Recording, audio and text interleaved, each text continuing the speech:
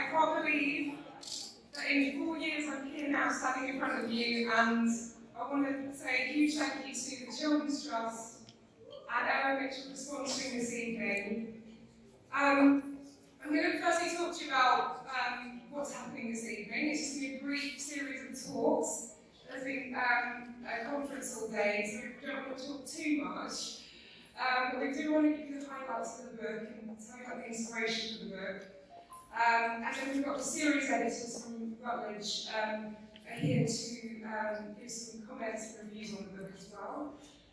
And then, really brilliantly, we have somebody, a young man who was treated at the Children's Trust here, Rafi, with his mum, Jackie Solomon. So they'll be coming to speak as well. And then Dr. Jenny Jane will give you an outline of the book as well.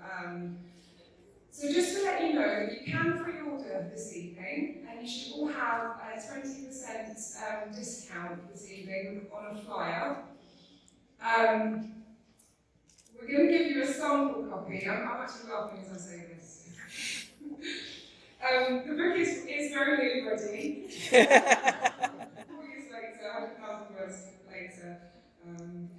But yeah, it's going to be sample copies given with the first and last chapter. When you pre-order, so you can dive straight into the book and get reading this evening. And I think that's it really for the evening. Then we've got complimentary drinks now until 6, and then there's a bar from 6 till 7:30 where you can purchase some more drinks. So hopefully we can all get to talk to each other at that point as well. How about this evening, Jenny? No, Esther. You're mystical. I'm Jenny. Oh, I didn't say so. I was just we are the two editors. Thank you. Dr. Jenny Jim and Dr. Esther, that's who we are. But let's not forget, there were 25 of us that wrote this book together.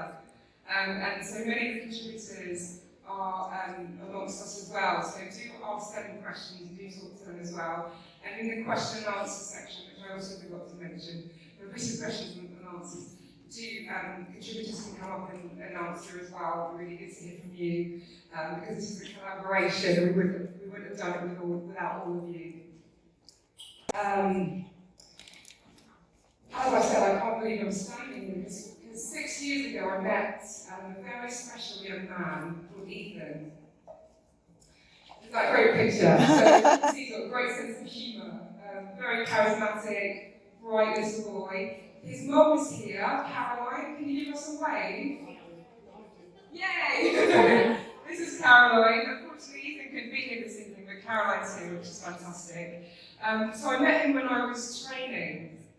And he's the inspiration for this book. So I was just finishing my training as a clinical psychologist, and I met Ethan.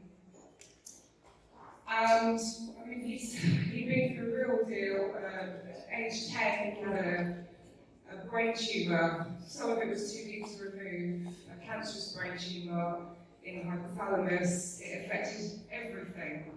So the surgery, it affected his mobility. It affected his memory, his vision, sleep, appetite, couldn't walk, and obviously things like depression and anxiety are so common for children with brain injury as well, and behaviour that challenges others. So when you have damage to that part of the brain, it's hard to control things like your appetite, going to the toilet and things, and so he would scream for food and get very angry and have angry outbursts, and it was very difficult for him.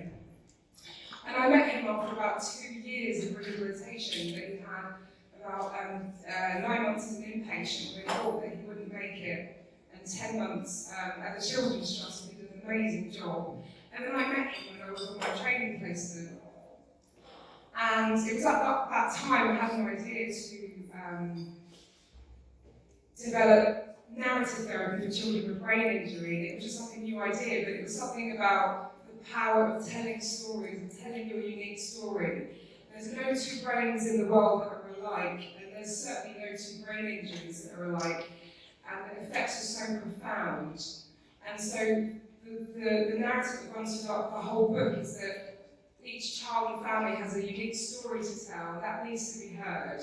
And if we can rewrite the stories with the children and give them more hopeful, more meaningful, empowering stories, we can make changes in their lives.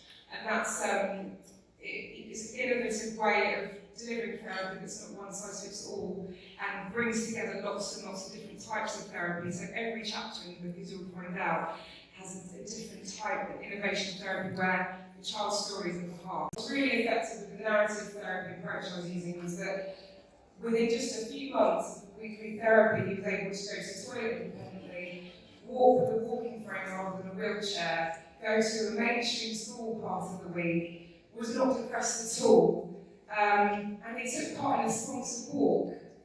So it was a pretty amazing story, and I just felt so empowered by this, and I thought, let me do the Wizard of Oz and go around the whole of the UK finding other psychologists who do similar work with children. So I did. As I said, 25 plus contributors to the book, and that's where we are today. I'm really pleased that we've come this far. And this is Ethan now, with his mum Caroline. So he's 19 now, and he's having further rehabilitation because, as you know, brain injury has lifelong lasting effects. And at every transition, just like with all of us, but even more so for a child affected by brain injury, the transition from school, college, work, becoming a parent, all of those milestones are very, very difficult, and you need ongoing rehabilitation and ongoing services. And so the final chapter in the book is very much about that our children do deserve better for that lifelong treatment they deserve. Now, just to give you some statistics really briefly that are really quite shocking, just in case there's anyone in the audience who thinks, well, this isn't really relevant to me because I don't work with children, or I don't work as a therapist, so it sounds really good, but it's nothing to do with me. I would agree that apart from every 30 minutes, a child suffers a brain injury through accident, abuse, injury, or illness. And that means that it's the leading cause of disability and death in children. And up to 5 children living past in the UK alone could have a brain injury. It's higher in more deprived areas, so the average is about 1 in 6 children. So whether or not you work in a school, or you have children, or you know children, it affects all of us, and I really hope that this features on everyone's agenda.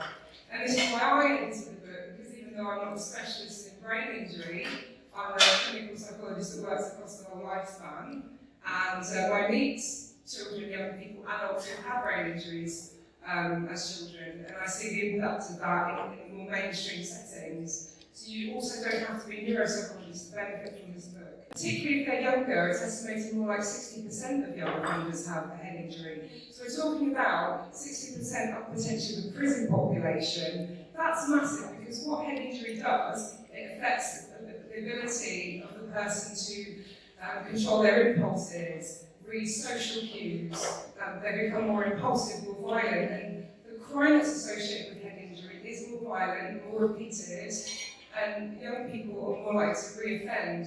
So there's a statistic suggesting that 73% of young people re-offend under 18.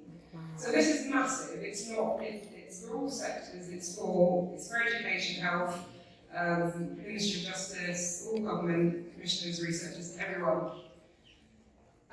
So that the cost to the government as well, 4.9 million per child for the lifetime associated costs. Wow.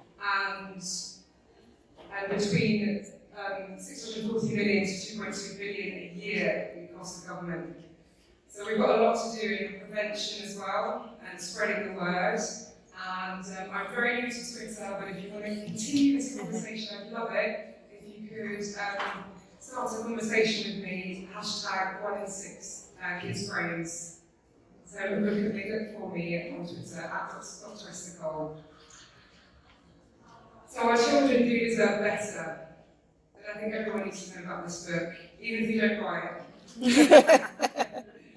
Thank you. I'm now going to pass the microphone to Giles and Fergus, Dr. Giles Yates and Dr. Fergus Gracie, who are the series editors of the brain injury series for Routledge. Thank you so much for coming to speak about our book, so that we weren't just standing here saying, it's really great! Thank you.